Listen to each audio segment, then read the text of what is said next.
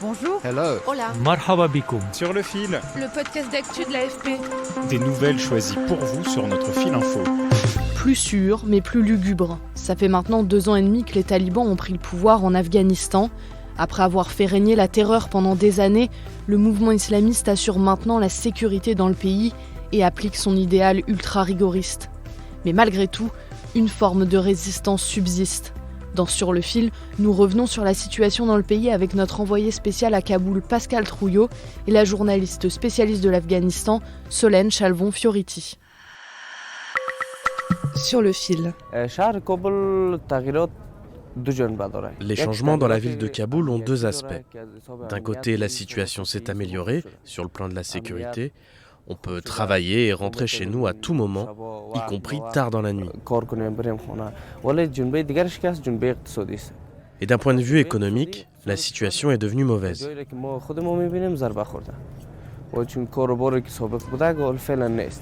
Vous venez d'entendre Khaliloula Ouira, vendeur de fruits. Comme beaucoup d'autres Kaboulis, il a le sentiment que la sécurité s'est nettement améliorée dans le pays.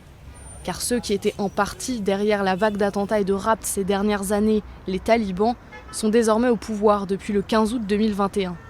Pascal Trouillot, envoyé spécial de l'AFP dans la capitale afghane. Il est indéniable que la sécurité est bien meilleure à Kaboul depuis le retour des talibans. Ça, tout le monde le dit, vraiment, il y a unanimité. L'État islamique continue, toutefois c'est vrai, de mener des attentats dans les quartiers chiites contre la minorité hazara qui a été persécutée depuis des décennies en Afghanistan et que l'État islamique, qui est sunnite, considère comme hérétique.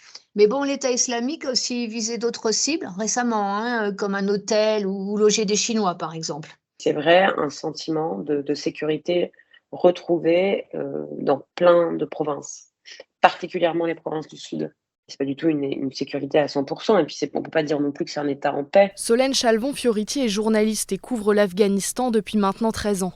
Elle est autrice de nombreux films et documentaires. Que de toute façon, la paix, si c'est la paix, c'est une paix qui est tellement violente. On sent une très grande démoralisation, une immense détresse, une très grande pauvreté. Le pays s'enfonce dans la misère. On écoute Rahatullah Azizi, fermier, rencontré par les équipes de l'AFP à Kaboul. Les gens ont de nombreux problèmes économiques et n'achètent plus beaucoup. Avant, je vendais 7 kilos de tomates pour 200 Afghanis. Aujourd'hui, je ne les vends plus que 80 Afghanis.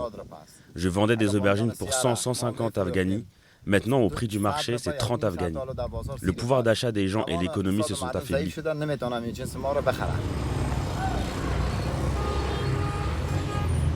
Car des milliards de dollars d'aide internationale ont cessé d'arriver à la suite de la prise du pouvoir par les talibans il y a 2 ans et demi.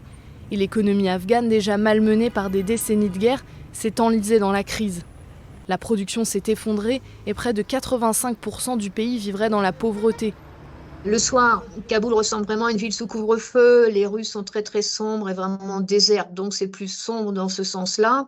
Et puis, beaucoup de Kaboulis sont partis lors de l'évacuation dans la panique de la capitale quand elle a été conquise par les talibans en août 2021. Ces gens-là faisaient souvent partie des classes les plus aisées et faisaient tourner l'économie.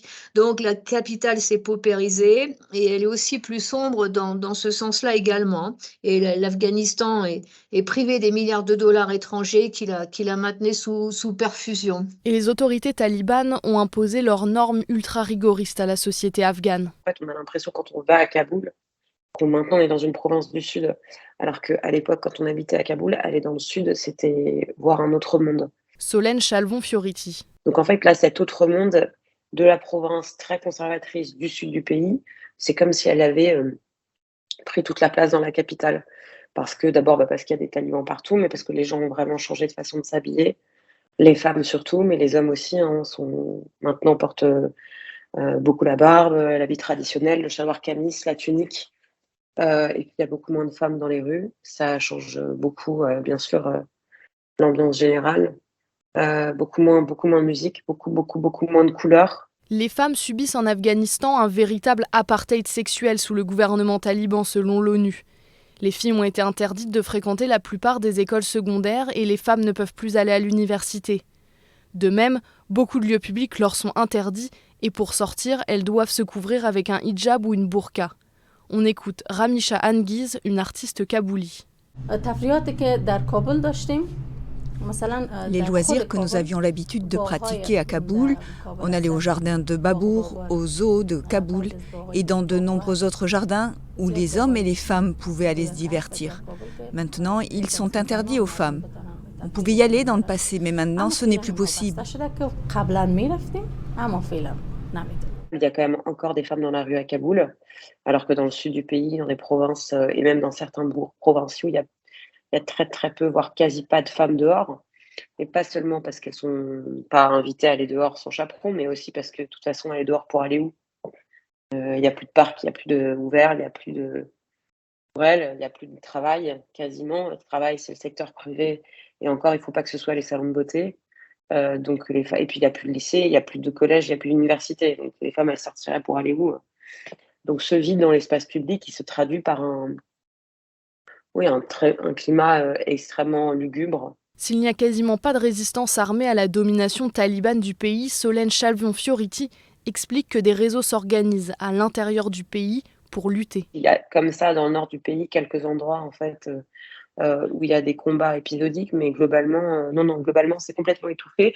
Mais ça, c'est la résistance telle qu'on la conçoit chez nous. Mais c'est pas que ça, la résistance. La résistance, c'est les écoles clandestines, qui sont plusieurs dizaines de milliers. C'est des petites filles qui continuent d'apprendre alors qu'elles n'ont pas le droit. Et donc des femmes qui se mobilisent toujours à travers les réseaux d'écoles secrètes et qui ont commencé tout de suite après l'arrivée des talibans, et qui perdurent 2 ans plus tard. En fait, la seule résistance, c'est celle des femmes. C'est la fin de cet épisode, merci de l'avoir écouté. Merci à mes collègues du bureau de Kaboul sur le terrain et merci à Joris Fioriti pour son aide. Je suis Clara Guillard.